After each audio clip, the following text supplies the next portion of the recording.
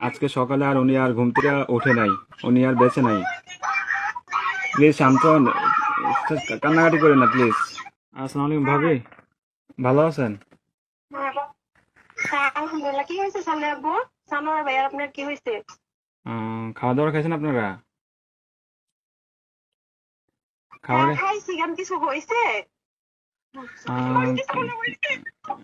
কিছু হ্যালো, হয় নাই। হ্যালো ভাইয়া, হ্যাঁ, কি হয়েছে? আরে শানু ভাই তো কিছুদিন যাবত অসুস্থ ছিল জানেন নাকি? হ্যাঁ, কি হয়েছে?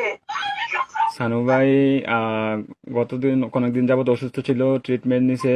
ওনার লো প্রেশার ছিল, অনেক ধরনের অনেক সমস্যা ছিল। তো কালকে রাতে কি উনি হয়েছে এটা বলেন। ডিউটি থেকে আসার পরে ঘুমিয়েছিল আর কি, বুঝছেন? তো ঘুমিয়ে থাকার হ্যাঁ, পর তো আজকে সকালে আর উনি আর ঘুম থেকে ওঠে নাই, বুঝছেন নি? উনি হ্যাঁ, আল্লাহর ডাকে সাড়া দিয়ে ওই পারে চলে গেছে, বুঝছেন নি? উনি আর বেঁচে নাই, বুঝছেন? ও প্লিজ ভাবি, প্লিজ শান্তন, কান্নাকাটি করেন না প্লিজ। আপনার ছেলেটাকে একটু সান্ত্বনা দেন, আপনার ছেলেটাকে একটু সান্ত্বনা দেন।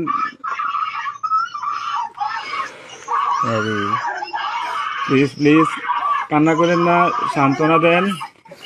আপনার ছেলেটারে একটু দেখতে বলেন। আপনাদের যদি লোক টুক থাকে তাহলে যোগাযোগ করেন।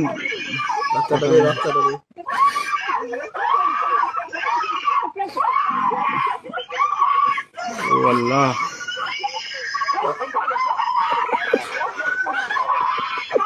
প্লিজ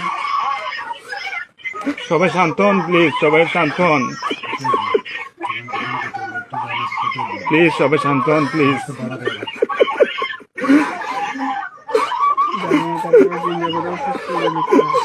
আপনারা দোয়া করেন, তাছাড়া কিছু করার নাই।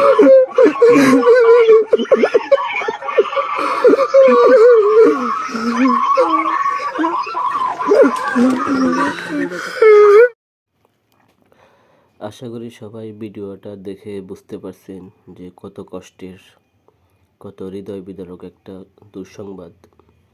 আপনাদের কাছে রিকোয়েস্ট, আপনাদের মা বোনদের যাদের ছেলে এবং ভাই প্রবাসে আছে, অবশ্যই তাদেরকে একটু সম্মান করবেন, মর্যাদা করবেন, বোঝার চেষ্টা করবেন। তারা কিন্তু জীবনের মায়া ত্যাগ করে, জীবনের সুখ শান্তি ত্যাগ করে আপনাদের সুখের জন্য প্রবাসে বসবাস করে। তাই সবাই যে যার ভাই এবং যার ছেলে প্রবাসে আছে, সবাইকে একটু সাহায্য করবেন, মনশক্তি বল বাড়াবেন, তাদেরকে কখনো কষ্ট দিবেন না। আসসালামু আলাইকুম।